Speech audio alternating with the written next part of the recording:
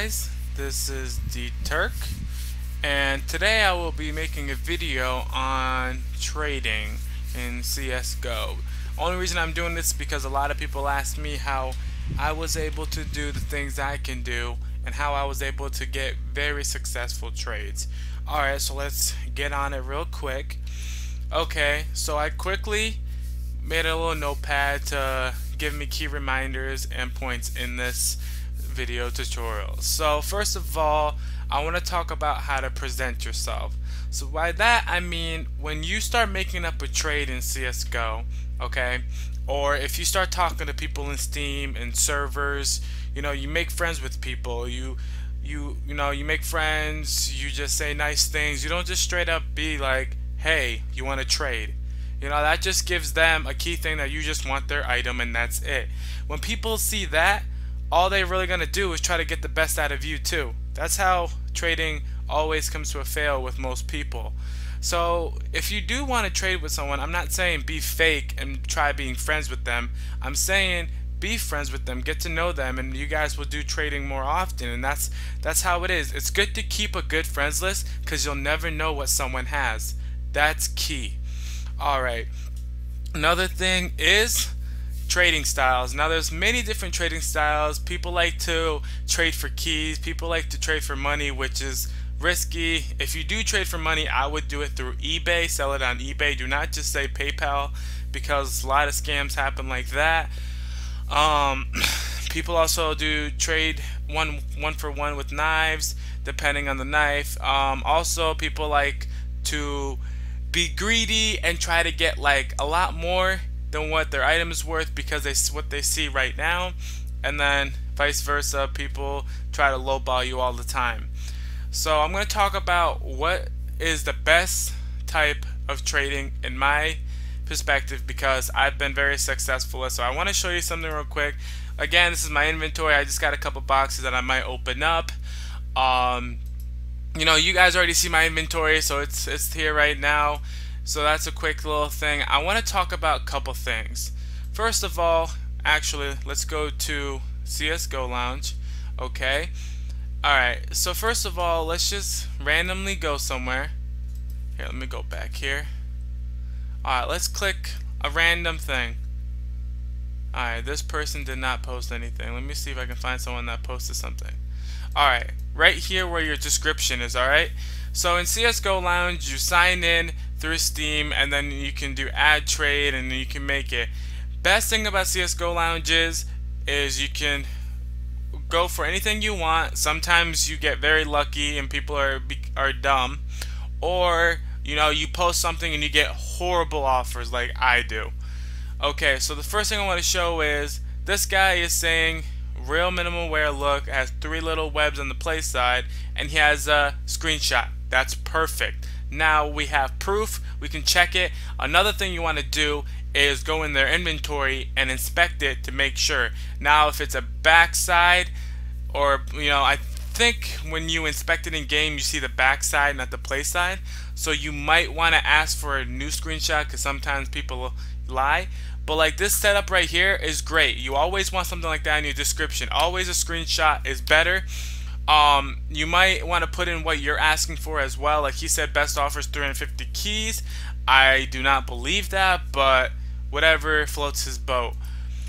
But you know, you want to be reasonable. Like 350 keys I think is too much for that knife. That's my perspective. I would never pay that much for that knife. But whatever floats his boat is great. Alright, so that's one thing. You always want to have a neat description. You want to have a screenshot, especially if it's one of the high tier knives. You know, like webs matter on the Crimson Web. That's key. You want to say if your knife looks nicer than it actually is. Like a field test sometimes can look like a minimal wear depending on the pattern you get. Or sometimes it can look worse. Key thing is, a lot of people do this. Do not lie. When you lie, people will minus rep you. People will always comment bad on you. I mean, yeah, you can delete them. Yeah, you can remove the trade. But as you keep posting, people are going to see that, oh, this guy had a bad thing. Or why does he keep posting and getting nothing? And that's bad. You never want that. So always make reasonable choices and never lie about your item. Never. Okay, another thing about CSGO Lounge that I like to do in my description is, let's see. Yeah, this guy said only good offers. I like to put lowball equals block. The reason I do this is because a lot of people like to lowball you and they don't like to get anywhere. They just want to make like $50, $60 profit and they think you're dumb enough to do it. Now, a few people are, you know, maybe 1 out of 100, maybe 1 out of 10. But that's not how it is for this. So I want to quickly just, you know, be precise, be correct on your information, and try to be demanding and try to like have control. So if you say lowball equals block, people will be like, oh wait, I want this knife, I'm not gonna lowball him because I want the knife, and I'll see if I can do a reasonable offer. You know, people will think, you know, because they see that you have an item that they want, and then they'll be like, oh, if I lowball him, he's gonna block me. But if I put an item and be like, hey, I got other ads, or hey, I got this, I might be able to talk it out with him. That's key. If they think you can talk it out with them, you can get more, most likely. Okay, so that's the first thing I want to talk about. So let's go back here.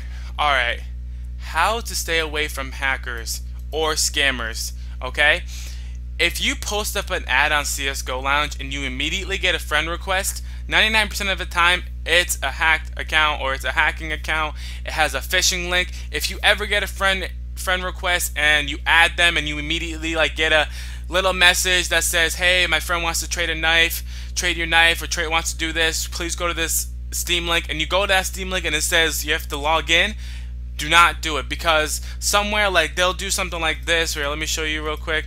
It'll be like Steam commute, but it'll have like an N, which doesn't make sense, right? .com, blah, you know? It'll look like it, and then it'll be like .user, public, you know?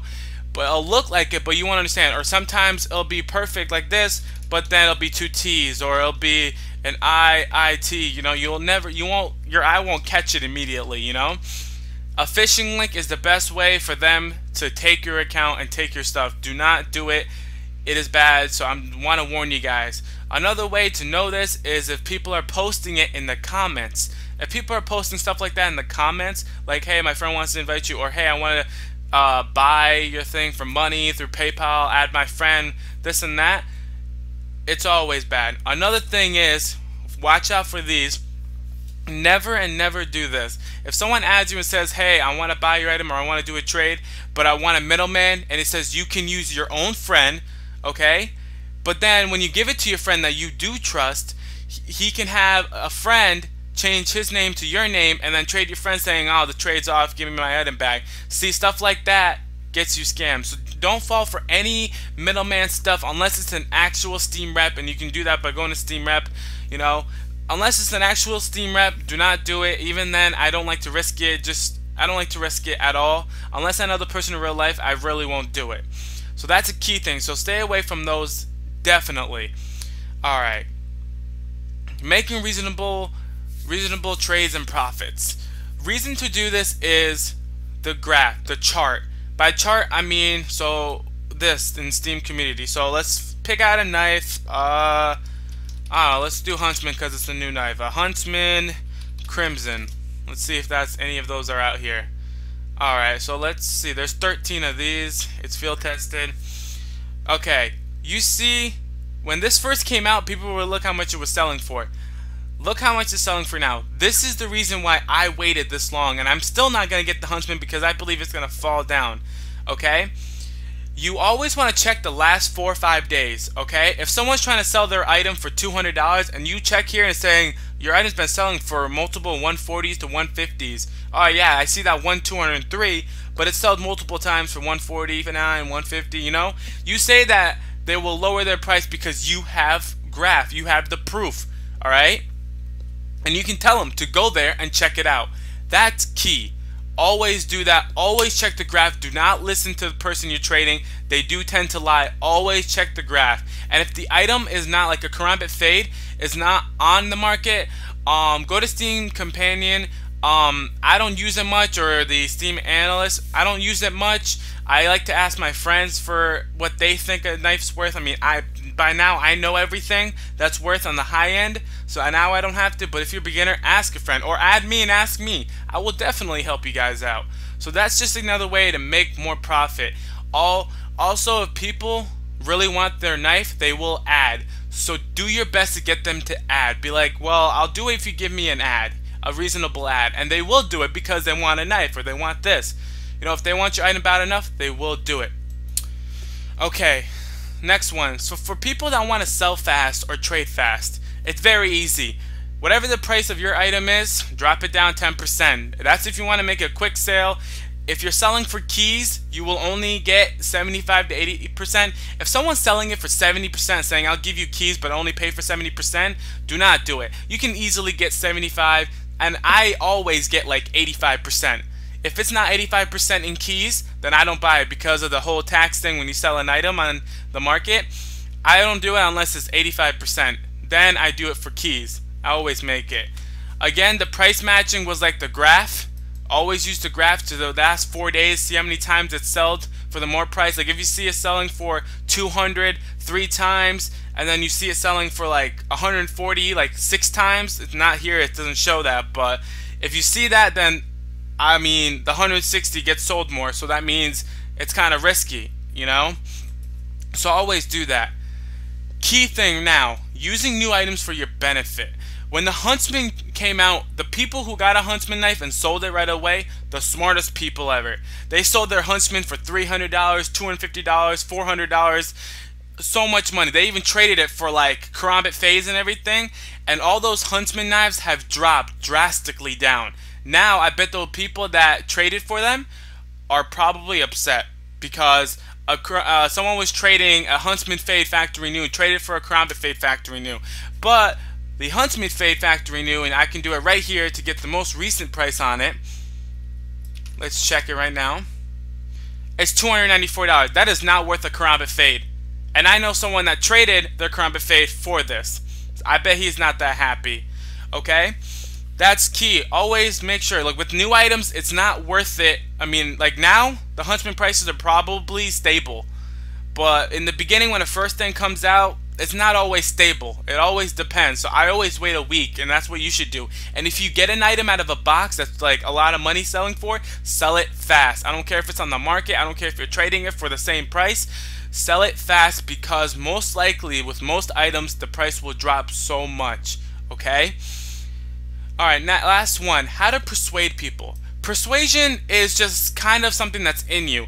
You got to be able to talk it out. You got to use nice words. You can't say words like, hi, I want to trade, you know? Ask them, hey, how are you? You know? Like that, you know? Ask them what you're doing. Like, I know that you want to trade. Like, what's your interest, you know? What's the item that you're aiming for? Is like, you know, ask them questions, get them comfortable. You know, the more comfortable they feel with you, the better the trade will be. The more efficient it will be, the faster it will be, and the faster it will move. That's a key thing. You gotta be nice to people, and people will be nice back. That's simple as that. I know it's an online thing, I know it's a Steam thing, but in the end, people are people, and if they're like, oh, this guy is nice, like, I'm not gonna try, you know, screwing him. I'm not gonna try lying to him, you know. Even if they are that type of people and they do that, you should know in your head all the skills and all the information you need to know about that item before you trade. Always do your information first. Always get that. Always, always, always. If you don't have resources to back up anything, do not trade the item. Okay, guys? So that was my key steps in trading. I want to let you guys know, key thing, I will be doing my giveaway event next Friday. Okay? Next Friday, I will do another video coming shortly, probably Tuesday or Wednesday, to let you guys know the exact time, date, the items that will be listed, and if it's going to cost anything for the higher items or not. So I'll see you guys then. Till then, this is D Turk. Peace out.